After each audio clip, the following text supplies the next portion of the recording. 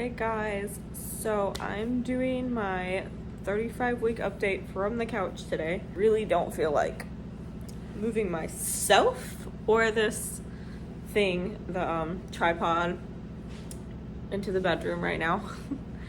And so sorry for the crappy lighting today, but I'm really comfortable and yeah, I'm just gonna stay here. I have a good bit to update on. If you missed my vlog video the other day, I do have an induction date set. So I'm gonna share that here too, because I know a lot of people probably didn't watch that. Whoever actually even watches to want to be updated anyways. Yeah, so today I am at 35 weeks and 1 day pregnant with my third baby. Also, and if you don't know, this baby is growth restricted. It's called intrauterine growth restriction, so the baby has been closely monitored. Is below 1%, which is significant. I have something to add to that too that I just learned myself today or yesterday, or when I finally realized I could access my hospital or appointment charts and look at the exact measurements and stuff. I was reading over it and I found something. Other than that, I'm gonna go over my symptoms and some stuff about the baby, and yeah, so let's just go ahead and get started. So for me, I had horrible heartburn last week. And the heartburn wasn't even the thing that was it's not that I had bad heartburn and I was God, I'm ready to have the baby. It's that I was having bad heartburn and not sleeping, because that's when it would come the worst. And I was taking Pepcid AC. I found out I could have doubled my dose, which that might have helped too. But so I would lay down at night, and as long as I was sitting up, I was pretty much fine. But as soon as I would lay my head down, even though I use 3 pillows, any sort of angle like that, it just felt like fire and stuff in my chest and throat. And so I would have to take a Tums to even get to sleep. And then because your baby is pushing on your bladder pretty bad at this point, I wake up every single time I wake up from a sleep cycle, which is about an hour to an hour and 15 minutes. Most people, they might wake a little bit and just switch sides and fall back asleep. But because I can't stand the feeling of having to pee, and I wake up feeling like I have to pee so bad, I wake up so much just for that alone. And then there was also times when I was waking up because the heartburn was literally waking me up, because I felt it made me feel sick, and it was burning my throat and I couldn't sleep through it. So, but I didn't want to take a bunch of Tums at night, because if you take too many of those, or at least for me, then it makes the nausea worse too. So I would try to take 1 or 2 Tums at night, and then if I woke up a third time with it just burning horribly, I would drink a little bit of milk. But then I would have to try to quickly go back to sleep, because the milk does not help for very long. It was horrible. And at my appointment on Tuesday, I asked her if I could, if there was anything else I could do for it. And then of course she told me, you can up the Pepcid AC. And I was okay, I'm definitely doing that. She's or I can just write you a prescription for something if you want. And I was let's just do that. And this medicine has been incredible. I didn't even realize that I knew a little bit of it was coming from this, but I didn't know that 90% of the nausea I still had was coming from heartburn. Because normally I don't feel amazing in the mornings when I first wake up, which again, a lot of that is from heartburn, because by the morning my stomach's empty and all that's in it is acid. But also it was getting to the point where at night I was starting to feel nauseous too, and it's just because anything I ate wasn't sitting right with me, and I was just feeling horrible. And so now it's I can take that medicine, you take it right when you wake up, and I'm good all day. The only thing that sucks is that because I do have to take it so early, it does start wearing off at an annoying time, which is the middle of the night. It doesn't work as well, which is when I really need it to work, but it's still much better than how it was when I was just taking the 1 Pepcid AC. That, and then like I said, I would say nausea, but a lot of my nausea was coming from heartburn. So heartburn was just absolutely killing me, and then having to pee really bad continuously, just some dry skin. It's sometimes itchy, and not too much else other than that. Oh, my eyes have been burning and just irritated a little bit the last week, which in my apps literally was this can happen. And I'm glad you told me that, because it seems like everything coincides. And then I know, like, okay, this is not just random, it's literally a pregnancy symptom. So that's me. The baby, like I said, is growth restricted, so it's very, very small, probably not even 4 pounds yet, possibly right around 4 pounds. Hair, I know there's hair because multiple ultrasounds that I'm really, really excited to see how much and the color and all that. But yeah, many times I've gone to appointments, they've been like, oh, look at the hair, like you can see the fuzzies like floating around the head. So I can't wait to see how much hair the baby has. And so now let's just go ahead and talk about my appointment that I had on Tuesday, because it was really, really exciting. My cat is on the counter. So Tuesday, my appointment with I had an NST first, and that was fine. So then I went around the back of the building and went to my OBGYN appointment, which, like I said, I vlogged that day. So if you want to go and watch it, it'll be on my channel. But the doctor, and I knew this was coming, because normally doctors don't check for dilation until you're at least like 36 weeks or at most places. Because I asked a bunch of people beforehand, I was like, when did your doctor start checking for dilation? Because I went back and looked, and my doctor had checked me for dilation with my son 35 weeks, which I thought was pretty early. But I just had a feeling that she was going to check today, because I'm not going past, I knew I was going to be delivering in the 37th week. So she did. She checked for dilation, because since we were scheduling an induction, if you're a certain centimeters dilated there, they prefer to go straight to Pitocin. Whereas if you're not, there's other things they like to do first to help soften your cervix and get it ready before just going straight to Pitocin. I think my body would do fine with Pitocin, because it's done, like, I've never had any complications with it with the last two. But anyways, she wanted to go ahead and check, because the dilation that I'm at when it's time for my induction will determine which day I actually get induced, because I'm only 1 centimeter, and she said very tight 1 centimeter dilated right now. So because of that, tentatively my induction is scheduled for the 20th of this month, and that's because I'm gonna go in at night, and they're gonna try to put a Foley balloon in and see if they can get my cervix to dilate to a 4 or a 3 or whatever, and then start Pitocin in the morning, which is exactly what I did with my daughter. And I recall them saying the balloon did nothing, because like it didn't fall out, and that's what's supposed to happen when you dilate. But again, then they started Pitocin and I was fine. With Mason, I just went straight to Pitocin because I was already 4 centimeters when I got to the hospital.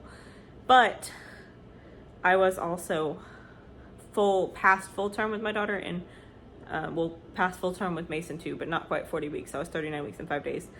And that bigger part of dilation with him did not happen until right leading up to it, and I don't have that much time this time, so I don't know if I'll dilate in time to go straight to Pitocin, because she's obviously going to check me the next 2 weeks. And if I were to dilate more, we could just skip the balloon, but then I wouldn't be going in until like Monday. So I'm kind of like good with either one, because it's kind of exciting to just be like, I'm going on the 20th, we're getting everything started, but it's also exciting to be like, we're waking up super early in the morning or whatever and going straight for Pitocin. So either way is literally fine with me. I just don't think the balloon's really going to do anything. So yeah, my induction date is the 20th or the 21st, but 20th is what we're saying right now. So we'll see on Tuesday if I've dilated anymore. Didn't ask her if I was effaced at all, and I really do want to know that. So I'm going to try to remember to ask on Tuesday. So that was that appointment. And then I had a Doppler scan on Friday. Got to see the baby's face a little bit in 3D, although it's almost always partial or the hand covering it. So got to see the baby's face. Everything went well. The baby did practice breaths, and the cord looks amazing, and everything is good with that. Now quickly, I do want to mention that, like I said, I just recently realized I can go into my online chart and see anything I've had done, and it goes into detail. I literally don't know why I didn't realize that before. I knew tests were on there, I didn't know that ultrasounds were on there. So then I can literally see the head circumference, the stomach circumference, all of that. But that's not even what I was really looking at. I was looking to see if the bowel said anything about still being lit up, because I realized they hadn't mentioned it to me in weeks and weeks. And I was like, I don't think it is anymore, because I think they would have said something about it, but they never told me otherwise. So I checked the week where it was echogenic, and it was noted that it was lit up. And then I went to the next growth scan and it was no longer in the notes. So as far as I know from that, the bowel did stop being lit up at 30 weeks, which I did pretty much figure because they didn't mention it. But that's not even what I was gonna say. Something else I saw was that the placenta said thickened placenta. They told me when I was like 21 weeks and had my first MFM scan and everything was actually good that day because the baby was in the 13th percentile. She said the placenta's a bit large, but not too large, so we're not really worried about it. But I read the notes. It literally says thickened placenta. So I was like, if it was noteworthy, let me just Google it and see what happens. When you Google thickened placenta, only a few things come up. And one of, like, if the first thing I believe is it can cause small for gestational age babies. And I'm just mind blown that nobody, even though I knew this myself, I've suspected it's the placenta myself for weeks because of being in a group and learning a lot from them. I'm just shocked that none of the doctors ever said to me that most of the time with IUGR, it is caused by the placenta.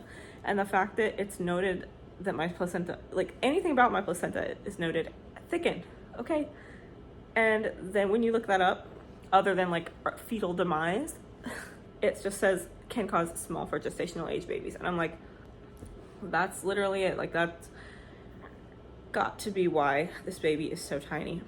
Like I said, I did already think that, but just literally seeing that it was something in my chart, I'm just like, that's got to be it. And it helps me because I still worry about it being something genetic and the baby being born and something happening. So to see that gives me even like a little bit more relief. But it is so weird to me that nobody ever was like, it's probably the placenta, like, but we're gonna do this extra monitoring just to make sure. It was just like the one doctor thought it was something genetic, and then after that it was just like everything looks good, but nobody really ever told me it's probably the placenta. So we'll see when the baby comes out, but which will be less than 2.5 weeks. I cannot believe that. So that's everything I wanted to talk about, and I am gonna show you my belly and I'm gonna measure my belly, but I don't know if that's gonna be today or tomorrow because like I said, I'm not leaving this room right now. So this part is filmed, but the belly part might not be filmed until like tomorrow or Monday and then the whole thing will go up on whatever day that I film that part. So anyways, that is everything. I'm getting really excited to meet the baby, just really scared about the small size still and worrying about NICU time. Everything's almost ready. I feel like I've been saying that for weeks, but I'm not fully ready yet because there's still a few things, like at least there's like one thing left that I really want to buy, which is a rocking chair, and there's a lot of stuff in the house that I want to get done before the baby's here. I also put in my last day of work, which will be the 17th. That gives me a weekend to prepare for the baby and finish anything that I have left leading up to it. And I thought to myself, like, I am kind of glad I'm working this far, because if I wasn't and I gave myself too much extra time, I would be sitting at the house just like counting down the hours so much worse than I already am. Whereas I can just go to work and go ahead and make money and distract myself in the meantime. So that's what I'm doing pretty much like right up until induction almost. So yeah, that's everything. And I'm gonna add my belly stuff. And other than that, I'll see you for hopefully my hospital bag video if I ever do it. And then my 36-week update, my 37-week update. And then hopefully after that, a birth vlog. So yeah. See you guys later. Bye, guys. Wait, you gotta make a video? Yes, I gotta make a video. Alright, it's like, what is this, 2 days later? It's Monday. So we're gonna do this. Mason apparently wants to be in the video. Yeah. Okay, so let's see, Mason. Let's see how big my belly is now. Wait, why you always check your belly? Because this will tell me my measurement and how big my belly is. I can't see though. I literally cannot freaking see. Why? Oh my gosh. It's so freaking big today. Why? I guess because I haven't measured in like a week and a half. Hey, I can't see. Hold on, Mason. It looks like it's like 40 and a half. Like it's grown like an inch in like a week and a half or something. Well, it's also probably because I have eaten a lot today, but... Okay, I just added a shirt because I literally just realized this white one, you can like see everything. So before I expose myself, here is... Alright, here's my stomach from the front with the shirt on.